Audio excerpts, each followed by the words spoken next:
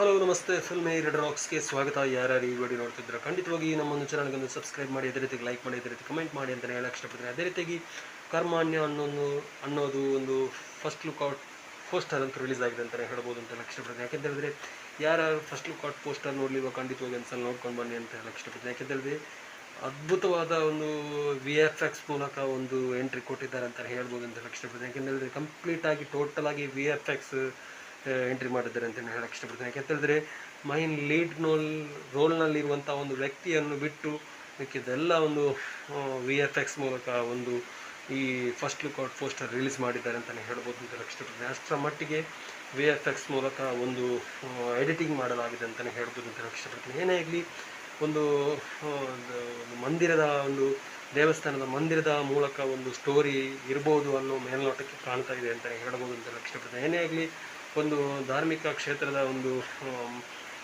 ಈ movie story ಇರ್ಬೋದು ಅಂತ ಮೇಲ್ನೋಟಕ್ಕೆ ಕಾಣ್ಬೋದು ಅಂತಲೇ ಹೇಳಕ್ಕೆ ಇಷ್ಟಪಡ್ತೀನಿ. ಏನೇ ಆಗಲಿ ಫಸ್ಟ್ ಲುಕ್ ಔಟ್ ಪೋಸ್ಟರ್ ಅಂತೂ ಅದ್ಭುತವಾಗಿ ಮೂಡಿ ಬಂದಿದೆ. ಯಾರ್ಯಾರು ಈ ಪೋಸ್ಟರ್ ನೋಡಿಲ್ವ ಖಂಡಿತವಾಗಿ ಒಂದ್ಸಲ ನೋಡ್ಕೊಂಡು ಬನ್ನಿ.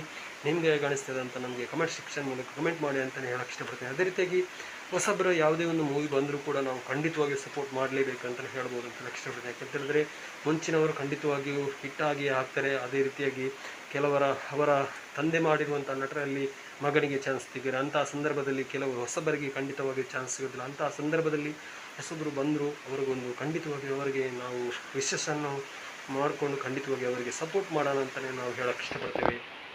ಅದೇ ಮಟ್ಟಿಗೆ ಖಂಡಿತವಾಗಿಯೂ ಈ ಮೂವಿಗೆ ಕೂಡ ನಾವು ಖಂಡಿತವಾಗಿ ಸಪೋರ್ಟ್ ಮಾಡಿಯೇ ಮಾಡ್ತೇವೆ ಅಂತಲೇ ಹೇಳೋಕ್ಕೆ ಇಷ್ಟಪಡ್ತೀವಿ. ಅದೇ ರೀತಿಯಾಗಿ ಆದಷ್ಟು ಬೇಗ ಒಂದು ಟೀಸರ್ ಒಂದು ಅಪ್ಡೇಟ್ ಆಗಲಿ ಅಂತಲೇ ನಾವು ಕೂಡ ಹೇಳೋಕ್ಕೆ ಇಷ್ಟಪಡ್ತೀವಿ.